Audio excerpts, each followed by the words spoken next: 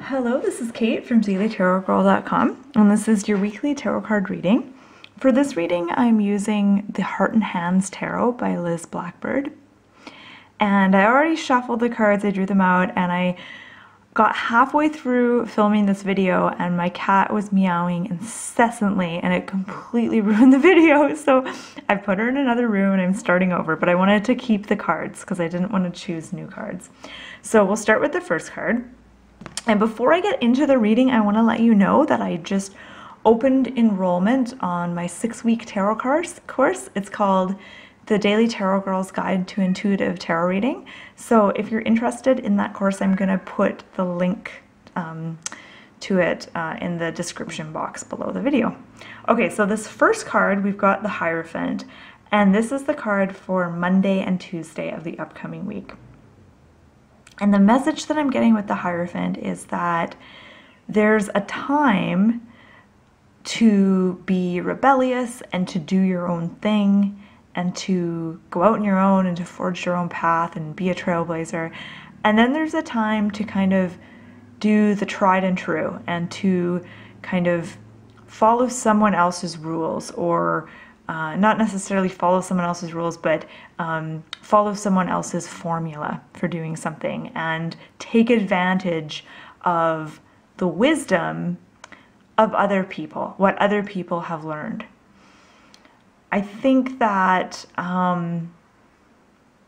there's great wisdom in knowing when to be a rebel and when to follow someone else's formula and not be a rebel. You know, when to toe the line, when to follow the rules, and when to break the rules. So the Hierophant is all about doing the conventional thing.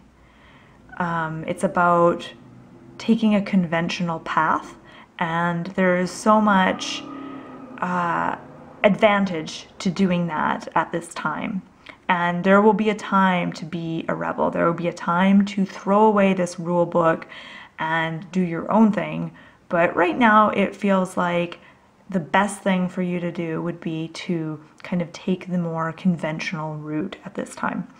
Or if that doesn't resonate for you, another way to look at this card is to seek advice or seek counsel from someone who is much older and more experienced than you, and who you may think of as being kind of like a conventional type of person.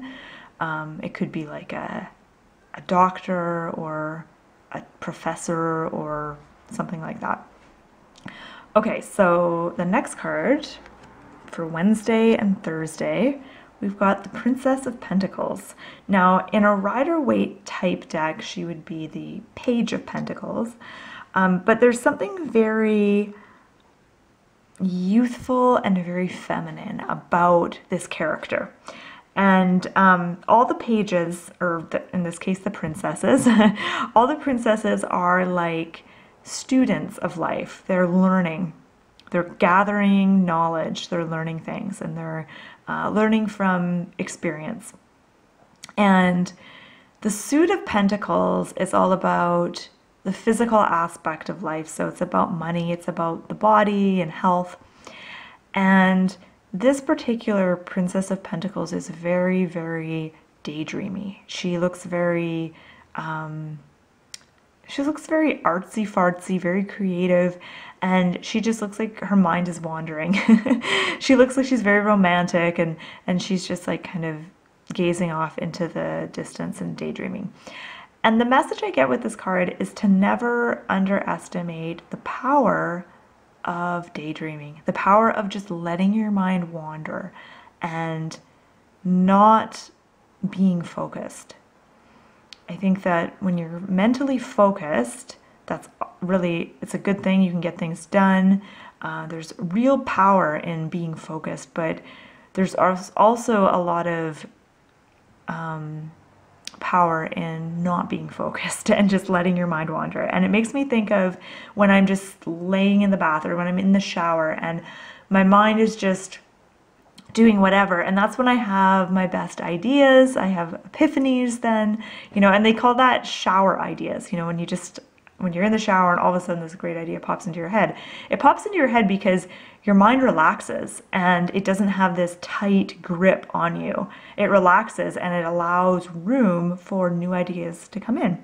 So if you're trying to get ideas for something, especially if it's something around, maybe you're trying to make a decision around something to do with your physical health or your financial health, it would pay you to be a little more relaxed mentally. Just let yourself daydream. Make time to daydream, especially in the middle of the week. And then at the end of the week, we've got the Princess of Wands. And I find it interesting, we've got two princesses in this reading, so two kind of pages, because there's only 4 princesses in the deck. So I think it's interesting that 2 of them have chosen to show up in a reading that only has 3 cards. And similar to the Princess of Pentacles, the Princess of Wands she's feminine and she's supposed to be youthful, but I feel like she actually looks a lot older than what you would think a princess or a page would look like. Like she has a kind of an older librarian look to her. She has more kind of a bookish kind of look. Now the Suit of Wands is all about energy. It's about passion and creativity. So the Princess of Wands is like a student of energy. She's studying energy and how it works, how it functions, and how it can be manipulated. And like this Princess of Wands, I think that you need to be like a student of energy this weekend. So pay attention and notice what kinds of things give you energy and what kinds of things drain your energy. Like what sucks your energy?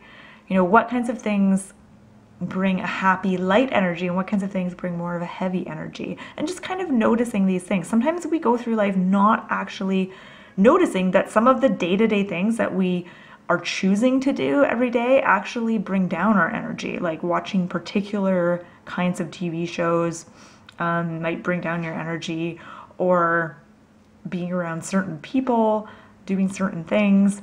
And sometimes we're not always totally conscious of the fact that these things have a powerful effect on our energy.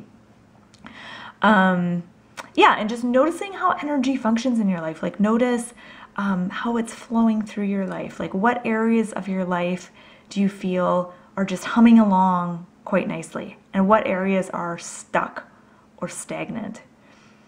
And think about how energy flows through your body. Is there any particular spot in your body that is, that doesn't have energy flowing through it very well, where energy might be stuck? And oftentimes, like problems that we have in certain parts of our body, that's a good indication of the energy kind of not moving the way it should through there, energy being kind of stuck or stagnant or blocked.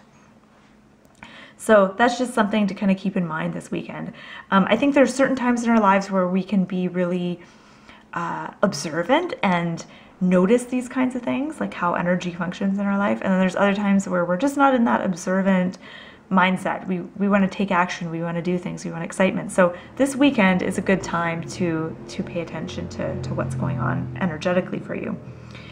Now, I'm just taking a quick look at these cards to see if anything else stands out to me.